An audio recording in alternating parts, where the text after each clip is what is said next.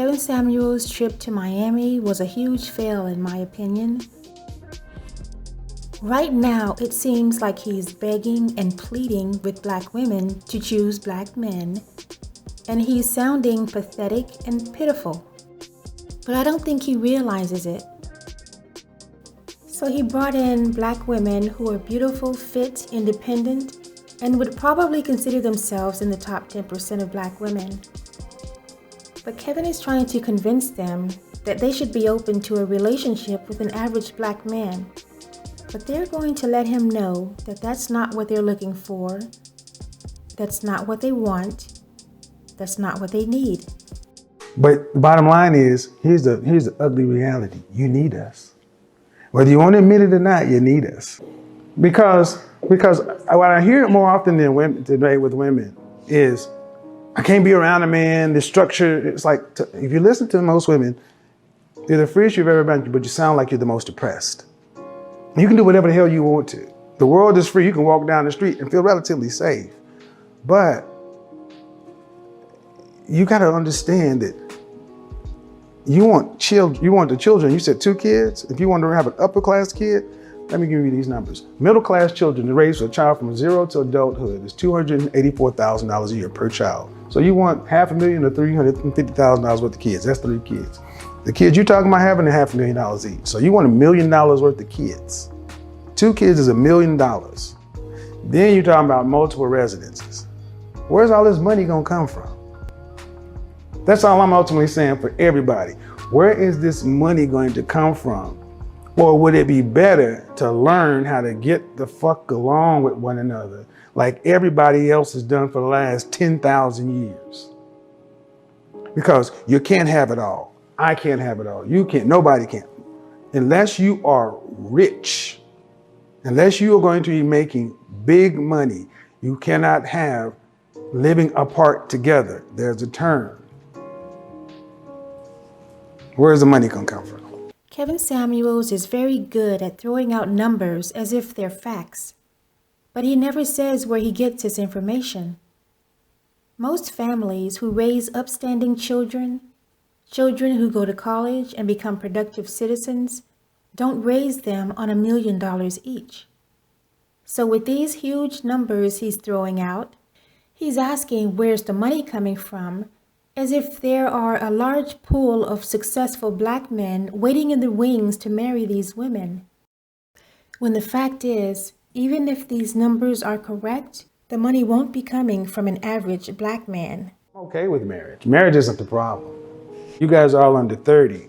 So you've grown up in an area of immediacy, a lot of options. You've grown up in an era where it feels like you have more choice than you really have and more freedom than you really do. There's a lot of structure. And at the end of the day, what you're going to find is, especially for women, you have the way nature works. You have to get the bigger parts of your life figured out sooner if you want children, because life makes choices for women before they make choices for men.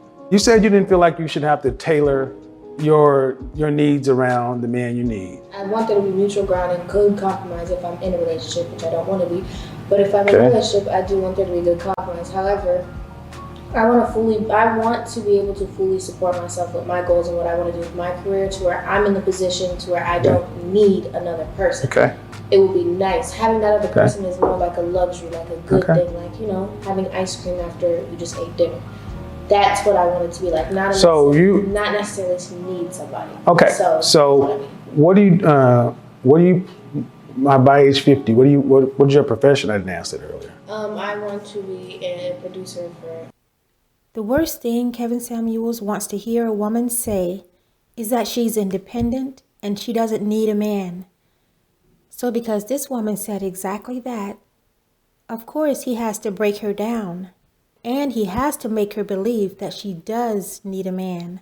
She says that she's in the field of anime and she wants to be a producer, and she's striving for a net worth of around $80 million. She will go on to explain that she wants to sell books. She's an illustrator and her favorite artist has a net worth of $80 million. And that's what she's striving for. Now, even if she falls way short of that goal, and builds a net worth of only $20 million. That's still a huge accomplishment that most people won't even dream of.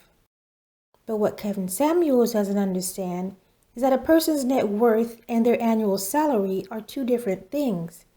But he doesn't seem to get it. So of course he has to try to knock her off her pedestal and knock her dreams down to average. Anime and cartoons.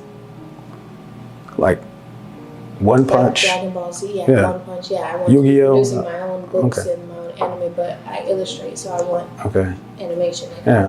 At the height of your career, what do you anticipate you'll be earning annually? The height of my career and what I can do. What do you anticipate? Annually? Not probability, not probability, not possibility, probability. Okay, I don't know about annually, but I know what I can say. I know that I'm anticipating my net worth to be at least $80 million. 80 million. Yeah. My favorite 80 person, million. my favorite artist for manga and anime, Rumiko Takahashi, she's worth $80 million, and that's my goal. Okay. So 80 million. that's what I thrive for. Uh-huh. And what is the average?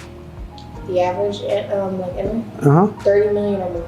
No, the average annual salary? No, net worth. That's why I said I don't know about Okay. annual. Well, the thing is you have before you get in okay. Yeah. We always when we can look at the outliers. But what would your proper title be in your job? What would be your profession? Well, I don't. Would you This word for it is but mangaka. manga what? Mangaka. That's what it's called. It's like someone who makes manga, comic books, and anime. It's called mangaka. I don't know the Japanese word. I don't know. Anime producer. Manga, anime, Mangaka. but there's a job title, anime producer. Yeah. All right. So we can always point to Jeff Bezos and everybody else like that. Top earner, the average is 58,987. It's the average for a manga, for anime producer salary. It's the average. The 75th percentile is 61,000. The lower 25% is 36,000. Top earners, we're talking about a top 10% is 100,000. Big gap from 80 million net. That's ridiculously, infinitesimally small. It happens, but just like Jeff Bezos, Mark Zuckerberg, and all these people, what is the average? Because that's the only thing you can really plan on. Because I don't want to get into your personal, but is anybody here earning over 6 figures annually? Okay. So the likelihood of going from here to high 8 figures is negligible. It's possible, but it's also possible to get rich by hitting the lottery and Powerball. And for you, in your particular case, not wanting to need anybody, it's going to become a matter of ultimate necessity. You have to live off of what you earn. What you're talking about doing puts you right in line with the average middle class American, being able to live roughly paycheck to paycheck. No real savings, having little to no cushion. That's what investment is kind of. But you can only invest what you earn. See, oftentimes when I talk to people, especially when I talk to women, I hear how they anticipate getting money. It's some sort of entrepreneurialism through real estate or stocks or crypto. And that's just more Jack and the Beanstalk. It requires input, currency. You can't make money from investments without having the money to put into it. Where's the money going to come from? Investing in stocks, real estate, owning their own business, all of these ideas are very attainable if that's what they want to do. A person can easily invest in stocks with little money. And did he state why Black women can't enter into or invest in real estate? This is how people grow their net worth. Judging by this conversation alone, do Black women really believe this man has any interest in giving them sound advice, when all he's doing is throwing them under the bus to entertain and keep Black men watching? Kevin Samuels' entire message is fraudulent. misleading, and makes no sense.